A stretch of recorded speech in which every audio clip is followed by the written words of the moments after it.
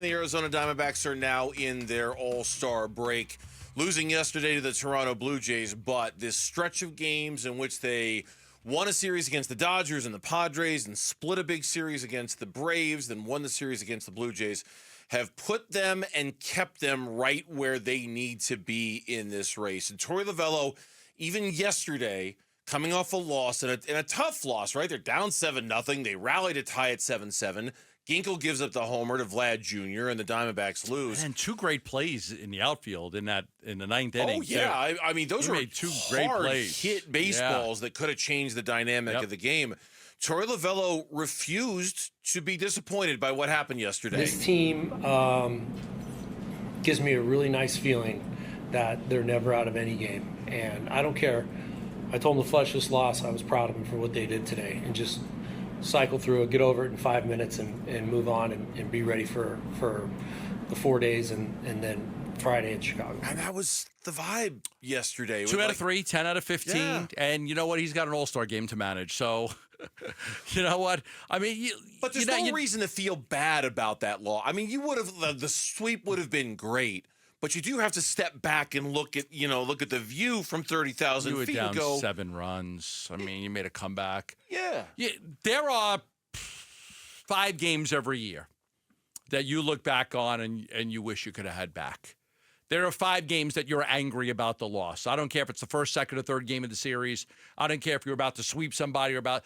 There are 5 games every year that you look at and you're like, oh my God, how the heck did we lose? That one hurts. That one stings. That one I'll remember. A game like yesterday, you won the series. You've won 10 out of 15. You've done it without, you're not going to that's not a game that you look at and you're like, I'm angry because we lost this game. No, and if anything, I mean, you didn't roll over and play dead. You were down. This is a team that had a hard time coming back from being down 2 runs at any point in a game. You were down 7. And you got a Cattell grand slam. You got Eugenio Suarez did it again, a 2-run single. He's just been on fire. So, no, those games that you're talking about. The Seawald games. It's funny. I was just going to say, the games that you're talking about also happened during this same stretch that we're praising the Diamondbacks for how they played. You could be angry about 1 or 2 of those. There's other games in the year you're not going to be angry about 20 baseball games. Okay, you're going to lose a lot of baseball. You're going to lose a lot of your games.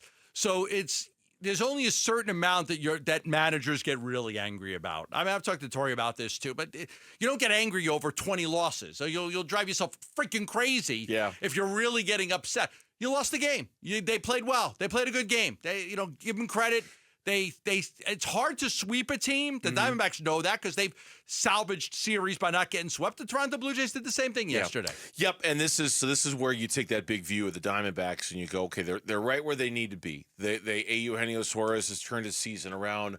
Corbin Carroll had a big night on Saturday night. Does that mean that maybe better things are in store for Corbin Carroll in the final 65, 67 games, whatever there are? Ryan Nelson was terrific on Friday night. Diaz was terrific on Saturday night. At some point, you're going to get your starting pitchers back. The trade deadline is coming up. It's been this 10-game stretch, this 13-game stretch, had a chance to make or break the Diamondback season. It did not break it. It did not break it at all. In fact, it reinforced, I think, what we all wanted to believe about this team, that they will find a way to get back in this or at least stay in this. We expected them to break. Able to do it. Yeah, we did. We were almost Many expecting times. them to break because the odds were just stacked against them.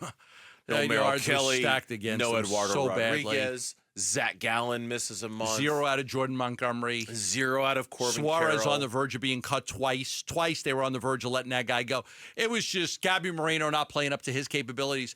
It was a mess, and they survived it. So now, better feeling about the second half of the season. Guys will come back. They'll get healthier, and maybe they'll go on a run and secure a wild card spot, earlier. I still think, it's still going to come down to the last week of the season. Oh, I agree. I still think that the last week of the season, they're going to be fighting to get into the playoffs. And you brought up something really, and we'll probably talk about this throughout the course of the week.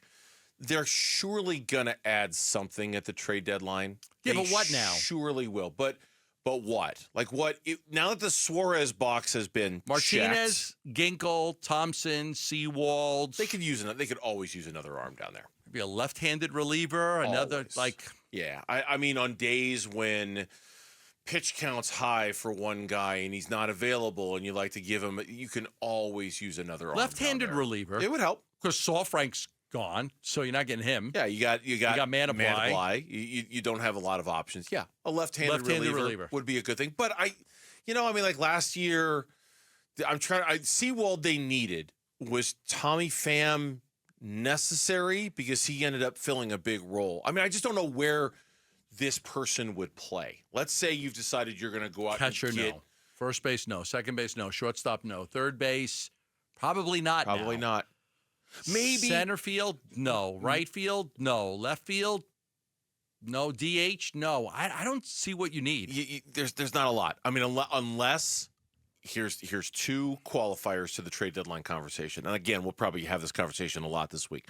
Qualifier number one, do you at least want to get someone to platoon at third base with Eugenio Suarez and give you a backup option in case his season goes south again? Because he's only been doing this for about 2 weeks. So you might want to buy yourself an insurance policy at third base just in case. That'd be number one. Okay, I'm open to discuss. I'd be open to discussing and that. then number two, do you at least consider giving yourself another starter in case you're worried that Merrill Kelly or Eduardo Rodriguez don't make it back this season? Can you get a starter better than Ryan Nelson?